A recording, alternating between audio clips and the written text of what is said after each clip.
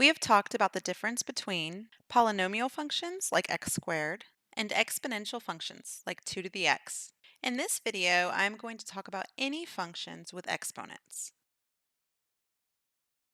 Let's use these two equations to demonstrate properties of exponents. Okay, so let's start with these two examples to cover some properties. Notice they are a little different, but the properties will still apply. The left expression here has the base as the variable. That's the term that is changing, and it's always raised to the second power. Keep in mind there's nothing special about this. It could be x cubed or x to the 10th or whatever. The right expression has the variable, the x, and the exponent.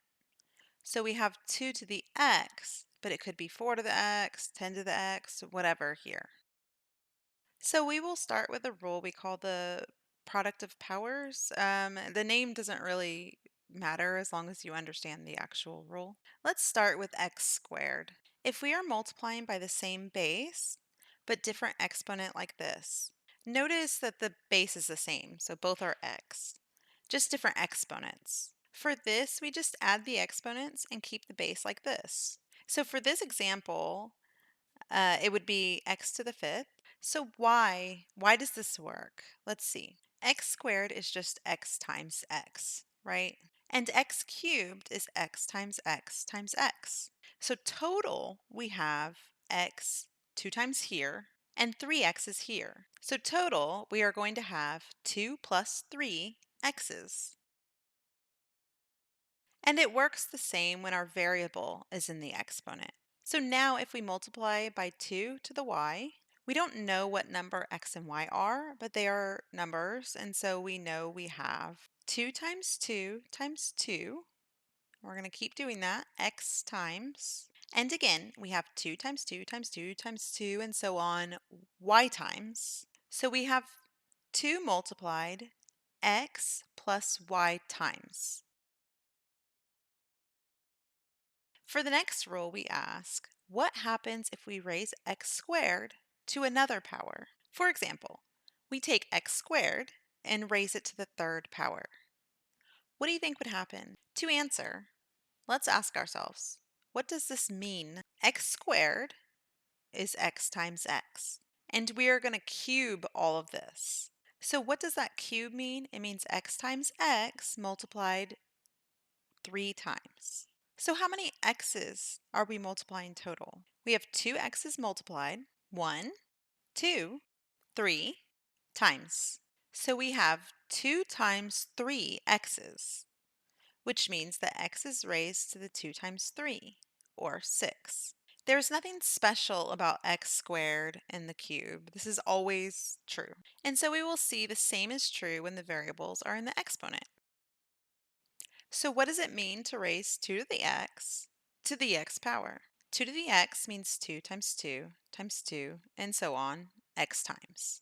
And we are going to raise that to the y, which means we are going to multiply those 2's, we have x 2's, that we're going to multiply each y times. So our total 2's will be x times y. So again, just like with the x squared example, we will get 2 to the x all raised to the y is equal to 2 to the x times y. So that is the power of a power rule. And again, I'm using an example with 2. It could be other numbers as well. For the next rule, let's see what we do if we divide. So we're going to divide x to the fourth by x squared. Note that the bases are the same. Both are x. What will happen here? We can cancel, right? Let's rewrite these. X to the fourth is 4 x's, and x squared is x times x. So we can cancel the x's that we find on top and bottom. Okay, so let's see what happened here. We started with 4 x's on top and 2 on bottom. And then we went through and we canceled every x that we could. So we had 2 on the bottom, so we were able to cancel 2 on the top. So we started with 4 and we subtracted off those 2 that were on the bottom. So we ended with 4 minus 2 x's on top. So this is equal to x raised to the 4 minus 2, which is x squared. And we can see this is correct because what is left is just 2x's on top. Now I'm just going to write this rule up at the top with the others for now because I want to go deeper into this rule. It's an important rule that leads to some of the other rules. So I just want to talk a bit more about it. Now notice I wrote A's and B's in my formula up there. Don't let that confuse you. I just wrote A instead of 4 and B instead of 2 because these can be any numbers and this rule is true, just like with the others. Now, what if the numerator and denominator were swapped? Now we have more x's on the bottom, so we are going to cancel x's with the top and bottom. And this time we are left with 2x's on the bottom. Using our rule that we just discussed, we have that this is equal to x raised to the top power minus the bottom power. So that's 2 minus 4. But wait, 2 minus 4 is going to give us a negative number. Is this right? Can we have a negative exponent? And the answer is yes. Yes, you can have a negative exponent. And it means what you see here. A negative exponent is when the remaining x's, all the x's, are on the denominator. And instead of writing them in the denominator, we write them in the numerator with a negative exponent. The numerator has been completely canceled out, so it becomes a 1. And the bottom two x's cancel with the top. So we just have the 2 left. So when you see this negative in the exponent, it just means that all the x's are in the denominator. So I'm going to keep this rule up here with the others. And remember, it doesn't only work for x squared and x to the fourth. There's nothing special about that 2 and 4. It can work with any other numbers as long as the bases are the same. So I know I've just kind of ignored the exponential functions for these rules. The same rules apply. So I will just write this exponential function rules next to the polynomials who we have been working with.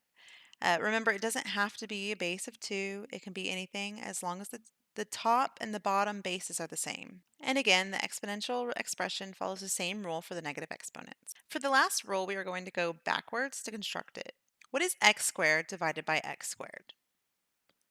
What are we able to cancel out? What is 2 divided by 2? What is 5 divided by 5? What is 10 divided by 10? So what is x divided by x?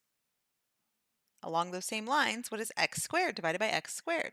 So you probably answered 1 to the previous questions, and so we know that this is going to be 1. From the quotient rule, we also know that we can subtract the exponents, right? But 2 minus 2 is 0. So we have x raised to the 0. So what does this mean? This means that x raised to the 0 is 1.